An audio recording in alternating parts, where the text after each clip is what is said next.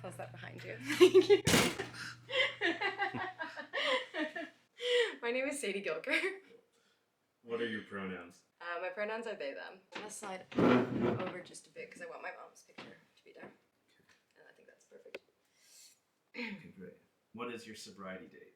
I got sober in May 2019, so it's just over 5 years at this point. So I've been working with these experiments in flagging tape and chicken wire. So this is all construction flagging tape that you just basically do like a half cross stitch pattern.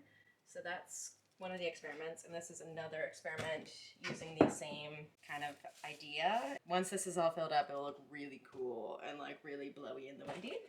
What was art to you before getting sober?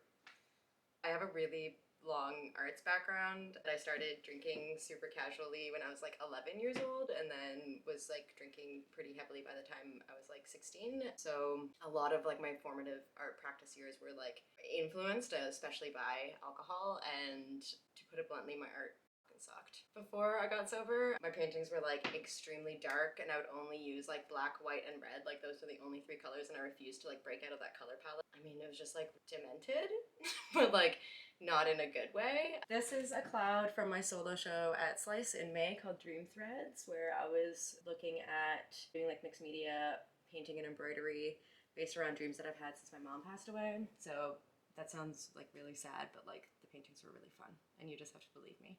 What is art now after becoming sober? It's actually so much better, and it's like so much easier to create. So I started embroidering in 2016, and that like really like saved my life, especially near the end of my like drinking. But now that I'm sober, I'm like finding all these like new creative ways to like incorporate embroidery with my painting practice, and it really helps when you're like embroidering and working with like fine details to like not have like super shaky hands. So it's like just made me like more creative. I feel like more tapped in. I feel more in tune. I'm working with more than 3 colors, which is like phenomenal. Yeah, it's just more colorful. It feels more like me. Why is it important for sober artists to get connected? As much fun as it is to like, you know, go to the gallery show and like drink all the free wine and eat all the free cheese and like maybe not really remember much of like your conversations.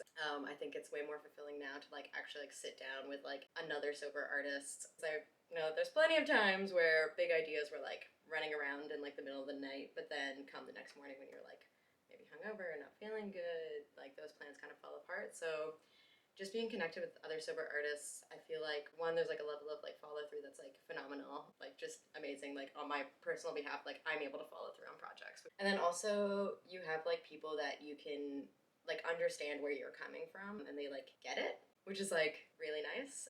And I feel like there is like a pretty huge lack of like sober spaces and like sober communities. It's the opposite of like working alone, which is nice.